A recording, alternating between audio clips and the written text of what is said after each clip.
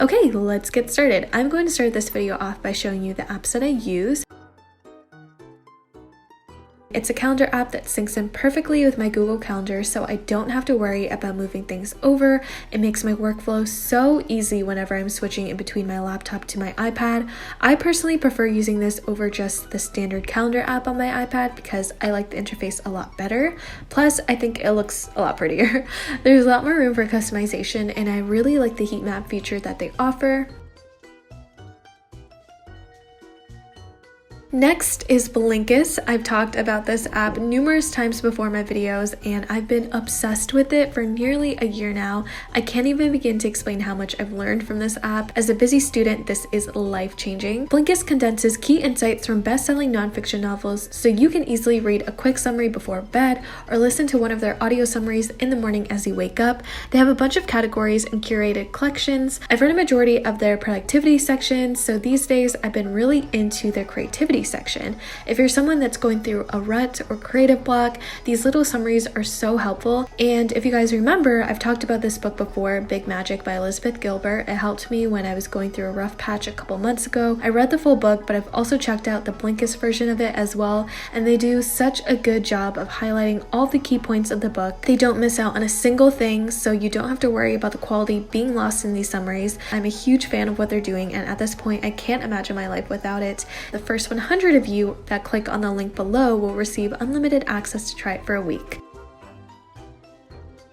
Next is Notion. You guys know that this is like my all-in-one workspace that I use for practically everything. I'm not even kidding when I say that because it's extremely customizable and you can use it for whatever purpose you may need. I write my notes on here, organize my readings, plan my videos. The possibilities are endless. I'm not going to go too much in depth in this video just because I made a whole other one that talks about how I use it, and I give a little tutorial on how it's easy to use.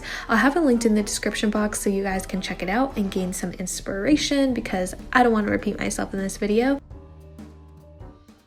So, a lot of people debate between using Goodnotes and Notability when it comes to note-taking. I personally picked Goodnotes because 1, it was cheaper, 2, I like the organization system a lot better because they use folders, and personally the layout just appeals a lot more to me. But of course, you know, there's pros and cons to both apps.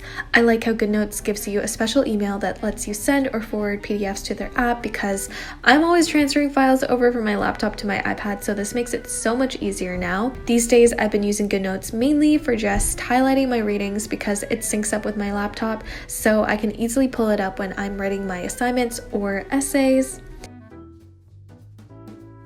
Lastly, I have Forest. I've been using this app ever since high school, so it's been a good couple of years now. I use this as a way to get myself into that deep state of focus because I get so distracted by my phone. I'm always so tempted to just scroll through TikTok for a couple of minutes, but that turns into a couple of hours, so you know, I gotta control myself. But you essentially plant a tree for a set duration of time, and if you use your phone while it's growing, it kills the tree and you don't get your coin. One of my favorite parts of this app is that your coins can actually be used to make a real impact in the world, such as planting a real tree. So that's definitely what makes it stand out amongst other productivity apps. Okay, now let's move on to iPad accessories, aka my essentials. This is my favorite iPad sleeve. I absolutely love it. It's cute and durable. I'm able to slide my iPad right in there and also be able to fit in any additional things I may have. So if I'm going out for a study day, everything is in one place. I don't lose anything, and it keeps my iPad super protected. Also, everything will be linked down below, so you guys do not have to worry. Okay, I know this looks a little bit extra, but let me explain myself. I originally bought this keyboard for my PC, but then just the other day I remembered that it has a Bluetooth feature because for some reason I was looking for another keyboard just for my iPad. It lights up, it does the job, and it syncs up perfectly, no issues whatsoever. I have a blast writing my essays on here. However, it is a little bit on the pricier side, so I will have some cheaper options listed down below that are just as great. I don't think I have to do much explaining here since you guys are already familiar with this. It's my baby. I use it all the time for sketching and note-taking, the perfect companion. I bought this sleeve for a month ago, but I don't really recommend it because it became super loose for some reason, so it slips off really easily. Not a fan, although it was really cute. Okay, so you're probably thinking that this item is so unnecessary, but it's been a cute touch to my room, and I can prop my iPad on there so I can have a higher angle when I'm watching a show, or sometimes I'll be using it alongside my laptop. Of course, you can easily prop up your iPad with your case, but you know what? This little easel adds some character and some flavor, so therefore I will continue to use it. I have my 4-screen silicone case. If you guys remember, I used to have like this gray case that cracked after a couple months of owning it, so I got this one to replace it. Can I just say that I'm such a huge fan of how this feels, and I love that I can safely store my Apple Pencil in it as well. Plus, this color just makes me so happy. So far, I have no complaints with this. Lastly are my matte screen protectors. I have both the original Paper-Like one and the Amazon knockoff. I've never been a fan of the glossy screen protectors because I just personally prefer the way it feels to write on a matte one, and it almost feels like you're sketching on regular paper.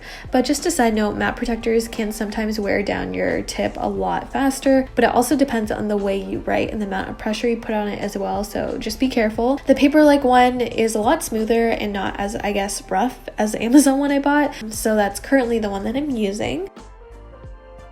That's basically it for my iPad essentials. I would love to know what some of your iPad essentials are. Please leave them down in the comments below. And like I said, everything will be linked down below, and feel free to follow me on my socials if you would like. I will see you guys in the next one.